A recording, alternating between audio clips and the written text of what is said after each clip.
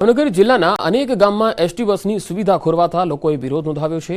ભૂબલીમાં લોકોએ રસ્તા વચ્ચે આલી ભાવનગરથી ઘોઘાના લાખણકા જતી એસટી બસને અટકાવી હતી। બસને રસ્તા વચ્ચે 30 મિનિટ સુધી રોકી લેવાતા મુસાફરને ભારે હાલાકી ભોગવવી પડી।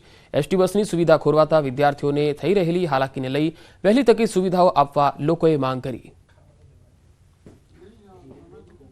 કચ્છના વિકાસમાં પ્રવાસન વિભાગનો ફાળો નોંધનીય રહ્યો છે। સફેદ રણે કચ્છને વૈશ્વિક ફલક પર પ્રસિદ્ધિ અપાવી છે, જેના કારણે કચ્છમાં આંતરમાળખાકીય સુવિધાનો વિકાસ થયો છે। કચ્છ યુનિવર્સિટીના અર્થશાસ્ત્ર વિભાગના વિદ્યાર્થીઓને પ્રોફેસરે સફેદ રણનું અર્થશાસ્ત્ર નામનું પુસ્તક બહાર પાડ્યું છે। વૈશ્વિક ફલક પર પ્રસિદ્ધિ પામેલા કચ્છના ધોરડો ગામમાં ગ્રાઉન્ડ સ્તરે સર્વે કરતા અનેક માહિતીઓ સામે આવી। ગુજરાતના તત્કાલીન મુખ્યમંત્રી અને હાલના પ્રધાનમંત્રી નરેન્દ્ર મોદીના અથાગ પ્રયત્નથી કચ્છને નવી ઓળખ મળી છે। રણોત્સવ શરૂ થયા બાદ અહીંના અંતરિયાળ ગામ ધોરડોમાં પણ પાકા રસ્તા થયા છે। શાળા, આરોગ્ય કેન્દ્ર, પંચાયત કાર્યાલય સહિત બેંક, એટીએમ અને મોબાઈલ નેટવર્કની સુવિધાઓ પણ ઉપલબ્ધ થઈ છે। આ ગામના વિકાસમાં અહીંના સરપંચ મિયા હુસૈનનો પણ મહત્વનો ફાળો રહ્યો છે। સંશોધન દ્વારા અમને એવું જાણવા મળ્યું કે ખરેખર રણોત્સવને કારણે આ એક નાની તહેસીલનો, એક નાના ગામનો જે વિકાસ થયો છે એ અનબિલીવેબલ વિકાસ છે। ગામના લોકોને સાથે રાખીને જે પ્રયાસ કરેલો છે કે એક ગામનો વિકાસ કરવો હોય તો કઈ રીતે કરી શકાય, એના માટે Dhordo one of the best example છે કે જો સરપંચ ધારે તો એક નાનકડી તહેસીલને, નાનકડા ગામડાને આંતરરાષ્ટ્રીય ફલક સુધી પહોંચાડી શકે છે।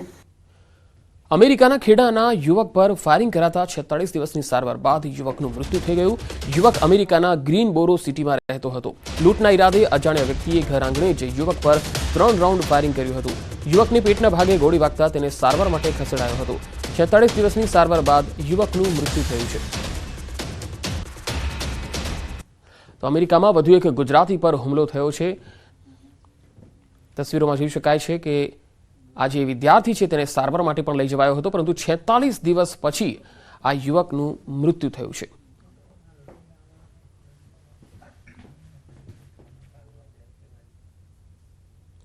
અને હવે બુલેટિનના અંતમાં નજર ટોપ 3 હેડલાઇન્સ પર। સુરતમાં પીએમ મોદીએ એરપોર્ટ ટર્મિનલનું કર્યું ઉદઘાટન। એરપોર્ટથી ડાયમંડ બુર્સ સુધીનો રોડ શો, વિશ્વના સૌથી મોટા ડાયમંડ બુર્સનું ઉદઘાટન। ગુજરાતવાસીઓ હવે કડકડતી ઠંડી માટે થઈ જાઓ તૈયાર। હવામાન વિભાગે ઠંડીની કરી આગાહી, 2 થી 3 ડિગ્રી તાપમાનમાં થશે ઘટાડો। રાજકોટના જંગલેશ્વરમાં બાળક પર 7 થી 8 શ્વાને કર્યો હુમલો। શ્વાન હિંસક બનતા સ્થાનિકોમાં ભયનો માહોલ।